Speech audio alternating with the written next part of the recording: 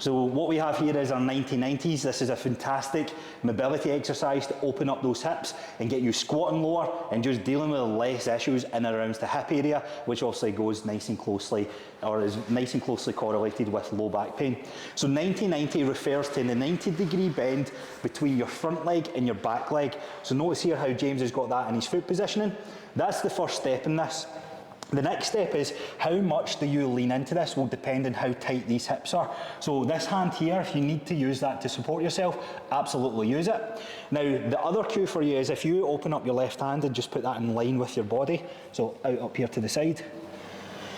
This is the kind of cue that you want to use to get that back knee into alignment. So if you hold that in parallel to your body and you find that your leg's a little bit forward, all you're going to do is slide that back leg back, and you'll see that even that, to hold this position, is lighting up the hip from what's going on there. Yep. Now we want to do a bit of a dynamic movement, so we want to move in a range of motion and out a range of motion, which we'll do in just a sec. But this hand here, you can drop that and just relax. It almost doesn't have a purpose, it just sort of floats about. Now, the next thing that you're going to do, level one in this, if you have super tight hips, is leaning over and folding over your knee. Now, as you fold over, you want to make sure your chest is propped up and your back's nice and neutral. So you're not overly tensing your core, but you're making sure that your posture remains up. You take it to your end range, hold that for 3 seconds, and then lean back up. So I'll count as 1 rep. Again, we're going to lean into that. And it's important to note as well, while we're leaning into this, I want you to imagine pushing that front leg through the ground to the floor. That's going to create even more tension that you'll start to feel on the internal flexion of or the internal rotation of your hips as you're driving through that. Now, if we lean back up to the start, you can reset, compose yourself, take a little breath, then kind of leaning back in. What you might find is, as you do each rep with this, you'll be able to fold more and more over into this stretch. So we go back up to the top. Now, if we want to make this a little bit more challenging, we can square the shoulders either to the middle of the calf or the bottom of your heel. And if you try and lean over that way, you'll see a dramatic difference in how much you can fold over. You see a difference in how much James can fold over here.